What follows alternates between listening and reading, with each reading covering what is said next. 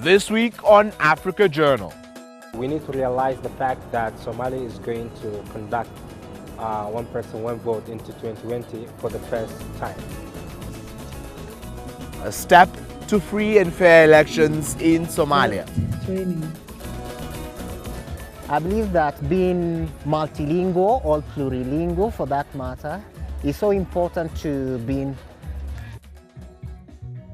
A celebration of the French culture in Kenya. The audience was very, very responsive, and I mean, it's not an opportunity that they really had to freely laugh at this and then go back home. His Excellency. And later, we tickle Zimbabwe's political funny bones. Hello and welcome to this week's episode of Africa Journal. I'm George Mutero. Now, Somalia is set to go to the polls in 2020. This election is expected to be different as the nation will be choosing its leaders on a one-person, one-vote basis, a different approach from the last three elections where leaders were chosen by the clan and the president elected by parliament. The nation has started the process of determining its electoral boundaries in a bid to offer free, fair and transparent election in the next 2 years. That's where we start this week's show.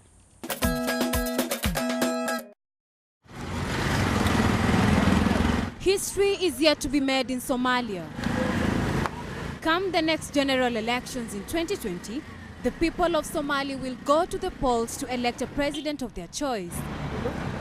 Over the years, residents were not allowed to take part in the general elections. Only members of the parliament who are appointed by the clan elders will conduct a parliamentary election to make the decision.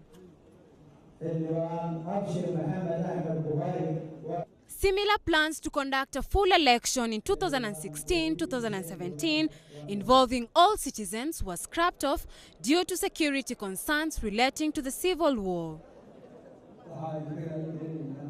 The National Independent Electoral Commission, NIEC, is already making plans to match up election credibility like those that have happened in its neighboring countries.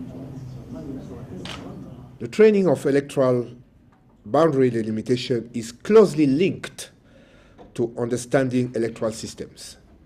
We are glad that the training is taking place at a time when the Somalis are engaging in a process of developing their constitutional and legal framework for future elections.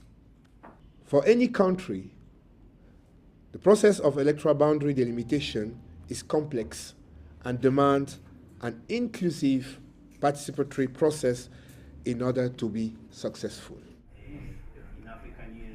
Early this year, top officials from key ministries and the federal government of Somalia met in Kenya's capital, Nairobi, to discuss the electoral boundary delimitation. Part of the agenda had been to legally establish boundaries, particularly of electoral counties or municipalities, to help prevent unbalanced population across the districts. This workshop is very important for the Somali people, and because we need to realize the fact that Somalia is going to conduct one person, one vote into 2020 for the first time. And there is actually a little experience on how to conduct such kind of a one-person, one-vote elections. So gaining knowledge from similar countries in basically Africa, and especially in East Africa, is very important. The event was organized by the Political Affairs Department of the African Union Commission. The facilitation was made by the African Union Mission in Somalia. We are here, therefore, to give that support as requested by the National Independent Electoral Commission. We are working closely with the Integrated Electoral Support Group within the UN so that we are coordinated. All these contexts were selected with the view of giving all the dynamics to the members of the Electoral Commission of Somalia and also the other stakeholders to understand what is really about this electoral delimitation, boundary delimitation. For them to understand what are the dynamic, what are the criteria, what are the principles that they might need to consider when they have to think about their own electoral boundary delimitation. The country's officials are already feeling optimistic. That training really supported us, and it gave us a knowledge. And if Somalia now are choosing and selecting their electoral system, it is because the training that we had here. We gained a lot of inside information, especially when we compared the different countries, how different countries were done. Regular, normal countries that didn't have any problems, and also post-conflict countries. So that helped us prepare ourselves for the coming 2020 elections. Women are also not being left out. They are ready to cast their votes to elect their leaders. Women play a critical role in the electoral process. They played a critical role historically in Somalia, and we want to bring that back. I believe women's rights are human rights. When you deny women her rights, you are denying her universal rights, human rights. The current president, Mohamed Abdullahi Mohamed, who was the former prime minister, will be the last president to be elected by members of parliament. And with the preparations in place, it is the hope of the Somali people that the Independent National Electoral Commission will be ready to conduct a free and fair election come 2020.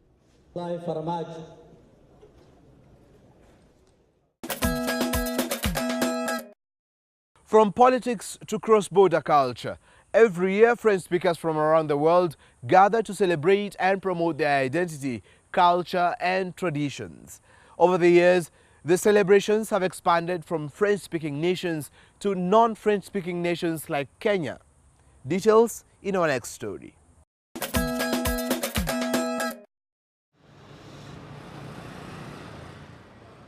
Within Nairobi stands a symbol of the French culture in the country, l'Alliance Française.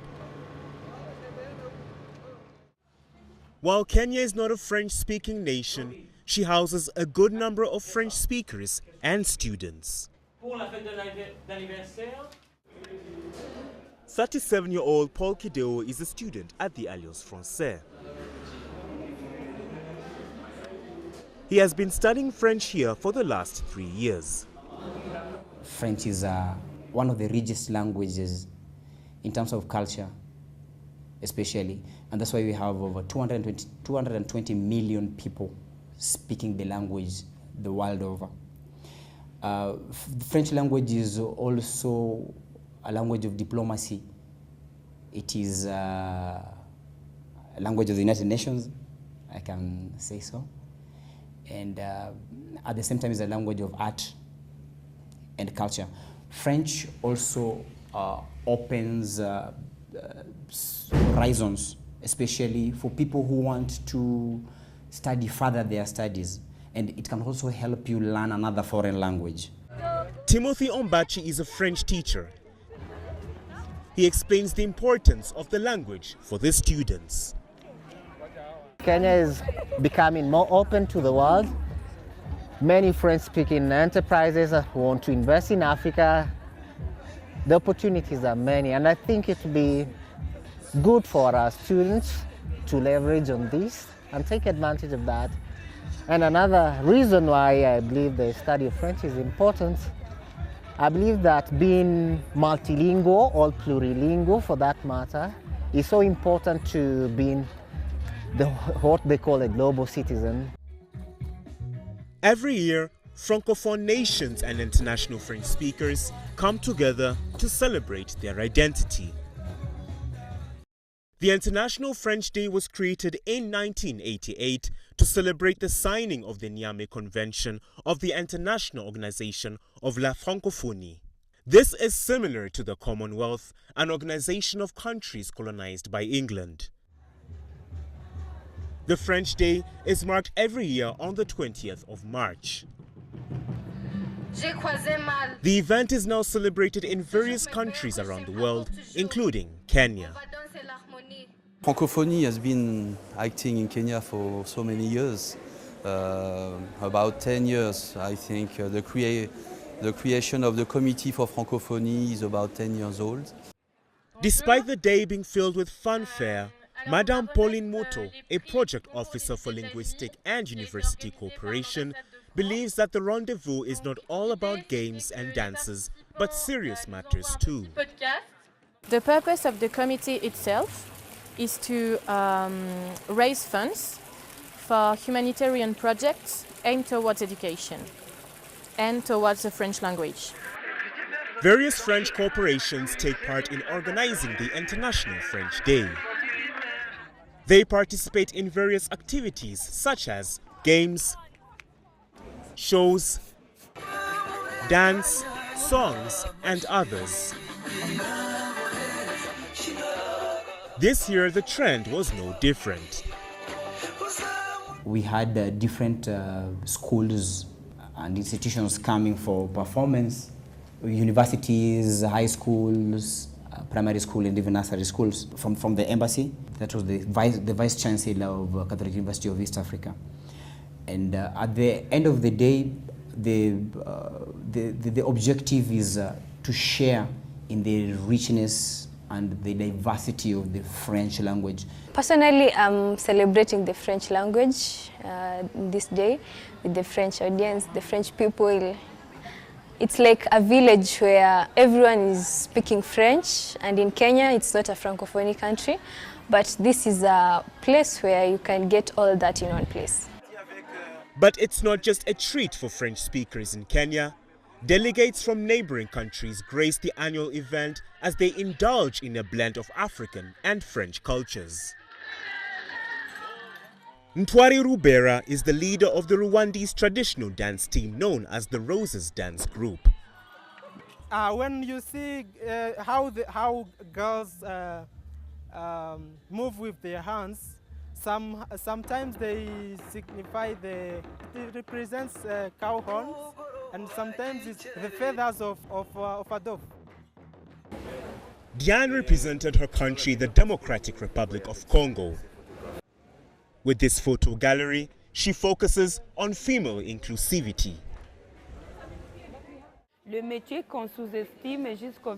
So the theme of my work is the strength of a woman, and when I talk of the strength of a woman, I take pictures to show the strong activities of what a woman can do. Through that, I see the potential and capacity that the African lady has. According to the France Diplomatie, over 220 million people in the world speak French, making it the 6th most widely spoken language after Arabic, Spanish, Hindi, English, and Mandarin Chinese.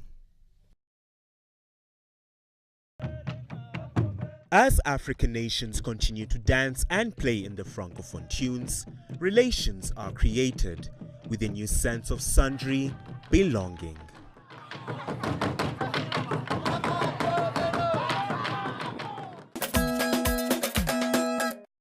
Time for a short break now. Here's what's in store when we return.